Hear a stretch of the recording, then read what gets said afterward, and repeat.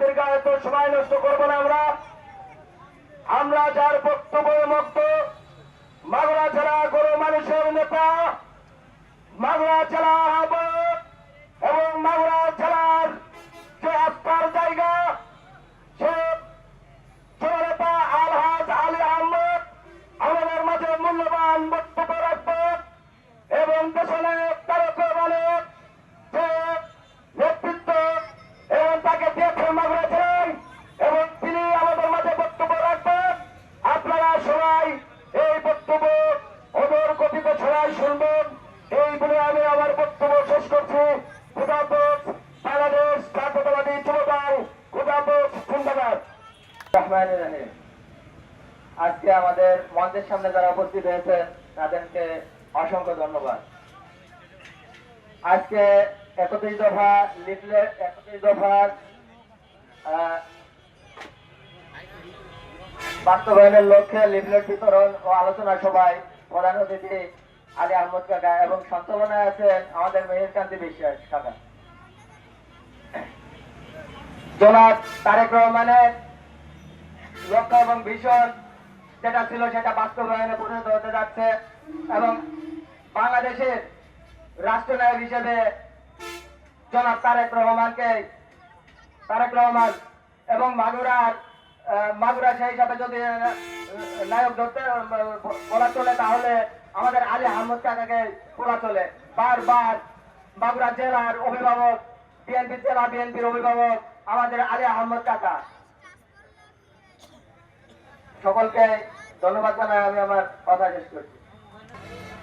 সবার সম্মানিত সভাপতি, উপস্থিত হাজিপুর রাঘবদার ইউনিয়নের নেতৃবৃন্দ, আজকের প্রধান অতিথি জনাব আলহাজ আলী আহমেদ সাহেব, এই লিফলেট বিতরণের অনুষ্ঠানের কর্মসূচি আপনারা যেখান থেকে এসেছেন সবাইকে ধন্যবাদ জানিয়ে এবং প্রধান অতিথির বক্তব্য শ্রবণ করিয়া সেই মোতাবেক আমাদের হাজিপুর রাঘবদার ইউনিয়নের কর্মকাণ্ড চালাবেন এই আশা ব্যক্ত করে আমার সংক্ষিপ্ত বক্তব্য শেষ করছি।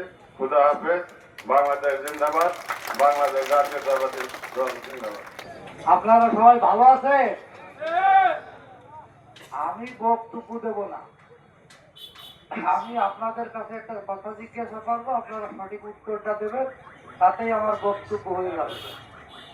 আমি এই আমতলা বসেছিলাম, রোড মার্চের দিন মনিরুল, আমি মালিক ভাই, আমরা 5-7 জন লোক, আমরা বহু প্রচেষ্টা করে কোন লোক আনতে পারি নাই। 5-7 জন লোকে আমতলা বসেছিলাম, আমি 5 বার আদত খাটিছি, 11টা কেস। এই দল করতে যে লোক পাইনি। আপনারা আজকে স্বতঃস্ফূর্ত নিয়ে এখানে আসছেন না? আসছেন কি কারণে আসছেন? ধানের সিটি ভোট দেওয়ার জন্য না? এই ভোটটা দিলে আমাকে রয়ে যাবে।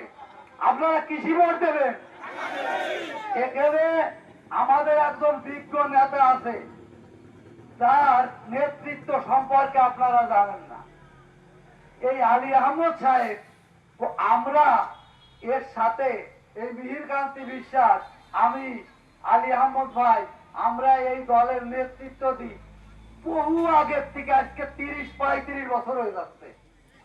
তাই 30-35 বছর নেতৃত্ব দিয়ে আমরা আসলে আমাদের পক্ষে এইভাবে জনসমুদ্র তৈরি করতে পারিনি। শেখ হাসিনা পালায় যাওয়ার পর আপনারা যে জনসমুদ্র আমাকে দেখালেন, এটি আপনাদের কাছে আমরা ঋণী, কিন্তু ভোটটা ধানের শীষে দিতে হবে আলী আহমদের নেতৃত্বে। আলী আহমদের নেতৃত্বে ভোটটা কিসে দিতে হবে? এইখানে আগের মতো ভোট তো আমাদের দরকার, ভোট দরকার না? ভোট বাদে আপনাদের কিন্তু আমরা মূল্যায়ন করিনি, আর আপনারাও কিন্তু ভোট বাদে আমাদের মূল্যায়ন করেন নাই। এইখানে বেইমানি করবেন না। এখানে ভোট নাকি কিছুতে দিলে বেচতে দেওয়া যায়, এই বেচতে ভোট দেওয়ার দরকার নেই। বাংলাদেশ যদি তৈরি করতে হয় তাহলে ধানের শীষে ভোট দিয়ে রাষ্ট্রনায়ক তারেক জিয়ারে এদেশে প্রধানমন্ত্রী করে এবং আলী আহমদের এমপি করে আপনারা মাগুরার মাটিতে দাঁড়ায় থাকলে আপনাদের ইজ্জত থাকবে। আলী আহমদের কি ধার করতে হবে না ভাই করতে হবে? ভাই করতে হবে না। তা আলী আহমদ এমপি হলে তো আমরা যে প্রতিবারে রায়মারে কাজটা করে দেবে। আর যদি দূরের কেউ হয় তাই সেই কথা হয়, তাই 3 ভোট টিকিট পাবেন, তাই ধানের শীষে ভোট দেবেন, এই কথা বলে আমি আমার বক্তব্য শেষ করলাম। আপনারা আছেন, আপনারা সবাইকে